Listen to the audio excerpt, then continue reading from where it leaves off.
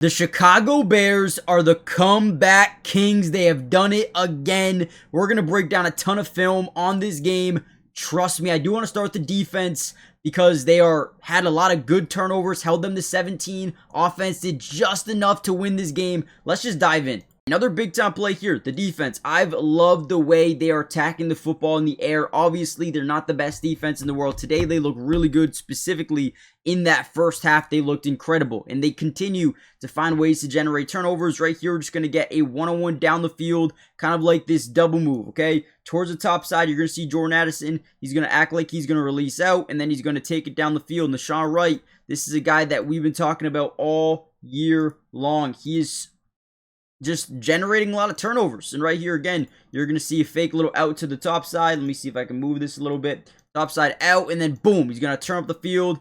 J.J. McCarthy takes his shot down the field, one-on-one situation, down by 7. Might as well get your 50-50 shot down the field, right? But nope, Nashawn Wright comes out of nowhere, snags this thing out of the air. Got great pluck ability, but I feel like Nashawn Wright has been huge for them this season. Let's not forget, Jalen Johnson will be back. Jalen Johnson is going to be back, I believe, very, very, very soon. So now you think about the guys they have in this room when they're fully healthy with Jalen Johnson and Kyler Gordon and Nashawn Wright and, you know, Jaquan Brisker, Kevin Byard, C.J. Gardner-Johnson. This defense could be nasty. You also have Austin Booker and Montez Sweat. Javon Dexter looks really good. You got your linebacker. I mean, dude, I'm loving this defense. I really am. I think they're going to continue to improve. All right, here's a really good play by the defense. Offensive line here for the Vikings is going to be in a full slide, okay? Now, whenever you're in a full slide, that means everyone is sliding to the left. Usually they have a man not being blocked by an offensive lineman. How to combat that, how to make sure he's not unblocked is you usually will send either the fullback or a tight end or even the running back, maybe all three to the man side. These are called 8-man full slide protections. Ultimately, you have 2 routes on the football field, which can be very dangerous if you're still not being protected in the pocket, okay? So, with all that being said, take a look at this play here. Everyone's sliding off to that left side. We're going to get a little bit of a stunt here, getting through this gap all the way around that full slide. They use the running back, they use a tight end, they use another tight end to protect that man side with C.J. Gardner-Johnson. And from here, we generate a little bit of pressure on the quarterback. Now, whenever you're able to generate pressure on the quarterback, you can create one of 6 different situations, whether it's a bad throw, a bad decision, interception, maybe you get a sack, maybe you get a forced fumble on the sack, maybe you draw a holding call. Ultimately, you get a bad decision by J.J. McCarthy to force this ball. Kevin Byard sitting right here, his eyes are completely locked in on the quarterback. He's staring down the guy he wants to throw to. It's a bad ball, interception, 5th on the year for Kevin Byard. And whenever you're in a zone, you are taught to specifically read the eyes of the quarterback. This is why you don't stare down a receiver, because smart guys like Kevin Byard will read you all day long. What a play. It wasn't even open. To be honest, it wasn't even open. Let's go, man. Again, this defense is legit. Now, I don't know if you guys have noticed this, but I feel like Caleb Williams has been kind of like a little magician as of late. I mean, this dude is looking like, I don't even know how to explain it. He makes a lot, Lamar Jackson, right? He makes a lot of guys miss in the backfield. And right here, we are going to kind of combo block here. I think we slide with man to the left. Got an extra offensive lineman on the field as well. But they get a free rusher off this edge, right? We don't really pick this up off the play fake, which is a very bad thing, right? You don't want to be in play action with not being able to pick up an edge rusher or a nickel corner blitz, whatever it is. But right here, he looks dead. He looks dead, right? It looks like there's no chance he's getting out of this. Spins out somehow, some way, gets out of that thing, and then ultimately takes it down the right sideline for a pickup of 6-7 yards. I mean, you'll take that all day when you should, let's be honest, you should be sacked here. This should be an easy sack for the defense. If I froze this and said, hey, what do you think is going to happen on this play? Everyone in their right mind is going to say a sack, right? Love that. And ultimately, the boy, Kyle Monangai, comes in here.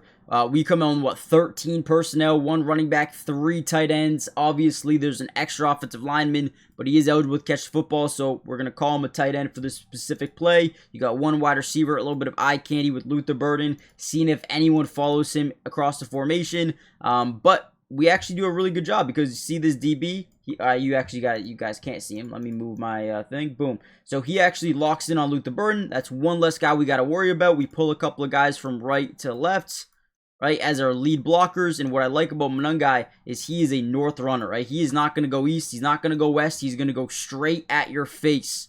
And he's shown that consistently. I think that's a big reason they are giving him a lot of ability with the football, giving him a lot of chances.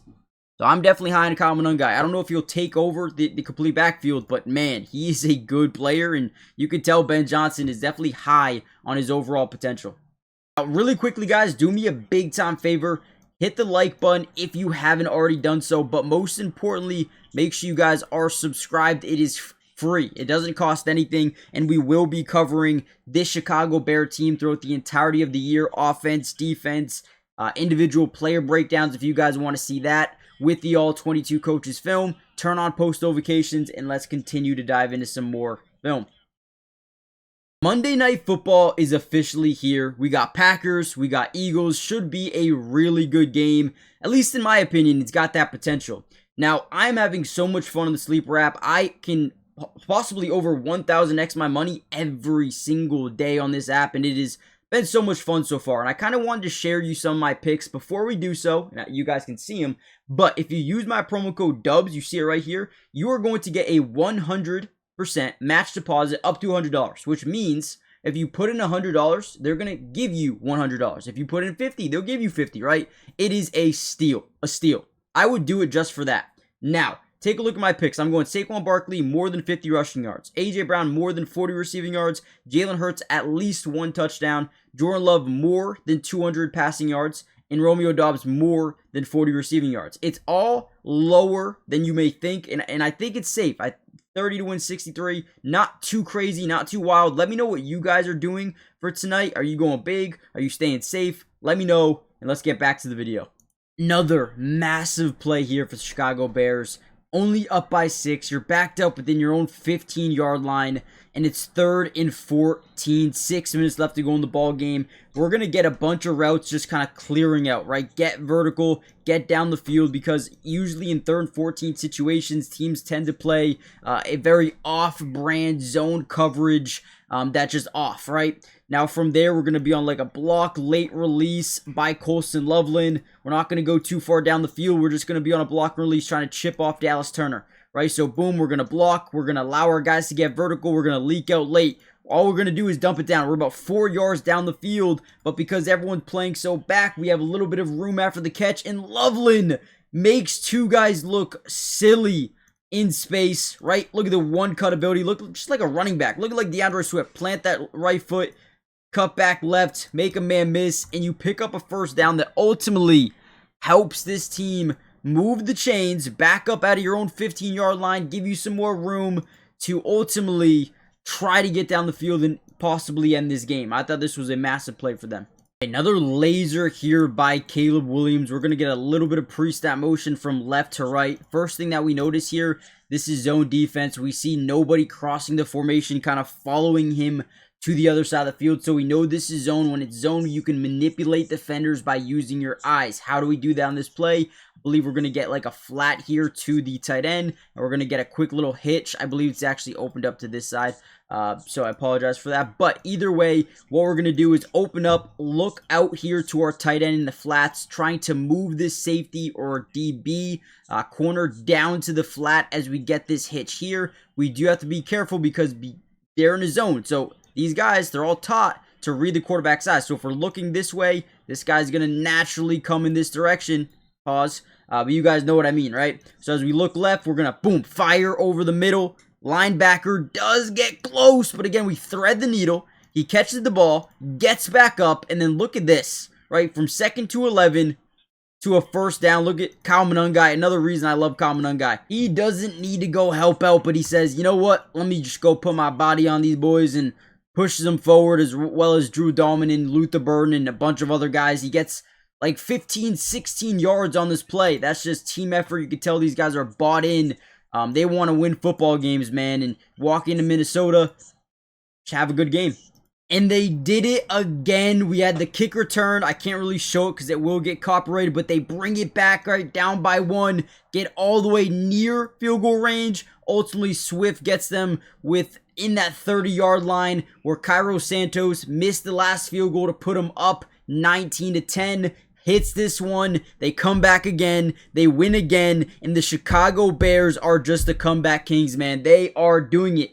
They are doing it. Last time they played Minnesota, Minnesota had the big comeback win. The Bears deserve this one on the road. Guys, we're going to end the video here. Hit the like button. Subscribe for more Bears updates all year long. We're going to have a part 2 coming out in the next couple of days with some more film. So stay tuned for that, and I'll see you guys then. Peace.